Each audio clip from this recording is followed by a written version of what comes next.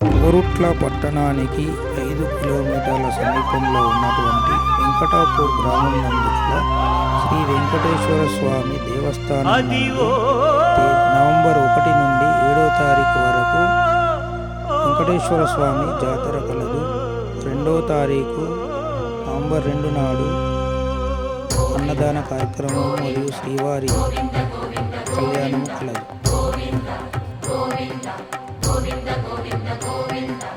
Adivo Alladivo శ్రీహరివాసము,